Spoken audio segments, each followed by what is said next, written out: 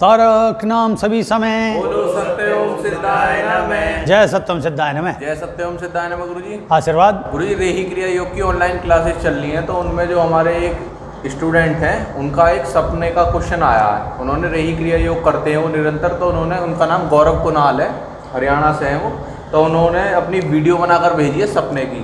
आप एक बार इसे सुन लीजिए और वो इसका अर्थ जानना चाहते हैं। जय सत्यम सिद्धाय नमः। गुरुजी, मैंने ये सपना देखा था कि मुझे किसी का चेहरा दिख रहा है जो कि बहुत सफ़ेद है और सुंदर है, लेकिन फिर जस्ट उसके बाद मुझे ये समझ में आया कि ये तो मेरा ही चेहरा है और वो मेरा ही चेहरा था। तो फिर मैंने गौर से देखा, फिर मुझे दिखा कि उसके भौहें यहाँ पे जुड़े हुए हैं और बहुत काले से मोटे से बाल पूरे ऐसे यहाँ पे थे। तो मैं देख के अजीब सा लगा कि ये कैसे मेरे चेहरे पे भौं जुड़ा हुआ है। और फिर मैंने देखा तो वो ठीक हो गया, यहाँ वाला चेहरा ठीक हो गया, ये ठीक हो गया, मगर नाक के नीचे ऐसे लंबे लंबे बाल यहाँ तक मोटे से ऐसे मूंछ, हल्की सी मूंछ की तरह ऐसे करके थे। तो वो फिर देखा, फिर उसके बाद कुछ और दिखा था, वो मुझे ठीक से याद नहीं आ रहा है, लेकिन कुल मिला के मुझे अच्छा लगा कि मैं तो सुंदर हो गया हूँ, सौंदर्य ऐसा लगा मुझे। जय गुरु। इसका हल बताइए, इसका मतलब बताइए। तो भक्त, जैसे तुमने देखा कि भौएं जो हैं तुम्हारी स्वप्न में वो मिल रही हैं और बाद में देखा कि वो साफ़ हो गई हैं, फिर नाक के बाल बढ़ गए हैं मूँछों के साइड के, तो ये या बाल चेहरे पर किसी प्रकार के बढ़ने खासकर इस पोजीशन में, तो पहले से ही बोलते थे कि ये धनुष बन जाता है ना भाई, ये ऐसे करके धनुष बन जाता। धनुष जो है वो युद्ध का प्रतीक है, मतलब किसी लक्ष्य को, अब तीर होना चाहिए क्योंकि धनुष तो कार्य करता नहीं है, तो यह है कि एम तो है, लेकिन उसके लिए जो एम के साथ में जो शक्ति चाहिए जो उसे कार्य करे उस चीज़ को, वो आपके पास नहीं है। तो परिणाम स्वरूप क्या होता है कि इसलिए पहले कर देते थे, भौं के बीच में से काट देते थे कि जिससे ये चीज़ मिले नहीं। उसका कारक ये होता था कि जो हमारी सोच है और जो हमारी एम्बिशन है उसमें बार बार बदलाव आना।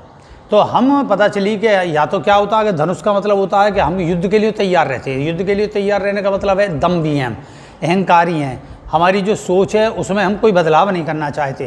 तो हम कहीं ना कहीं एक तरीके से अपने अंदर कोई भी ऐसा प्रतिरोध पाले हुए हैं कि अगर आपको कोई बढ़िया बात बताई गई या कोई अच्छी चीज़ बताई गई और आपको लगा ये चीज़ इस तरीके की है तो मैं इसे मान्य नहीं करता, या तो थोड़ा बहुत तो सुन के कर सकते हो, लेकिन तुम्हें ऐसा लगेगा मेरा मोटिव जो है वो थोड़ा बदल दिया, इससे विचार दें, तो आप जो है उसके तुरंत प्रतिरोध कर दोगे। या फिर जैसे तुम्हें बार बार ये कहा जाए कि भाई ये चीज़ नहीं ठीक से बनी हुई है, अगर कोई भी चीज़ आर्ट है या कोई चीज़ है, तो आप जल्दीबाजी में उसके गुणों को ना देखते हुए कि मैं इसे अब बिल्कुल ही परफेक्ट करके भेजता हूँ, बहुत जल्दबाजी के तौर पर आप जो है सामने अपने परिणामों को रखती हैं। परिणाम स्वरूप क्या होता है, कुछ दिन पीछे तुम खुद ही डिप्रेस हो जाओगे और दूसरा भी आदमी उसे देखते देखते कि भाई बार बार एक ही योजना पे इससे बात करते करते योजना को ठीक से सुनता नहीं है, या अगर कोई SMS है, कुछ भी इस तरीके का जीवन में, या कोई आपको फाइल दी गई है या कोई कार्य दिया गया है, तो उसको इतनी जल्दी जल्दी कर करके उसके सामने पेश करोगे कि वो इरीटेट हो गए आपके से काम छीन के किसी और को दे सकता। तो ये विषय होता है, इसलिए उस वृत्ति में आप जो है चेंज लाएँ, और ये चेंज लाना ही स्वप्न में ये जो बीच का हिस्सा मिटा देना कहलाता है। और उसके बाद देखा कि नाक जो है ये भी प्राउड की पहचान है। भाई कहते हैं ना कि भाई इसकी तो नाक ऊंची है, ये जो नाक पे मक्खी नहीं बैठने देता, तो ये सब जो चीज़ है ये भी इसका प्रतीक होता है कि तो नाक से बाल हों या मूँछों का बढ़ना, तो उसका मतलब होता है अपने अंदर अहं का विकास होना। तो आप कहीं ना कहीं अहं के विकास को आप जो है समझ रहे हो तो उसका दमन कर पाओगे, नहीं समझ रहे तो वो आपके अंदर बढ़ रहा है, और उसको क्या काम करते हो आप कपट के तौर पर। ऐसा व्यक्ति फिर उसको एक योजनाबद्ध तरीके से हटाता है कि ठीक है मैं इसकी बात सुन लेता हूँ, इसकी योजना सुन लेता हूँ, और लेकिन काम तो मैं अपनी मर्जी से ही करूँगा, है तो राय सुन लेगा, सब चीज़ सुन लेगा, उसे अपनी बना के पेश करेगा, ये और है।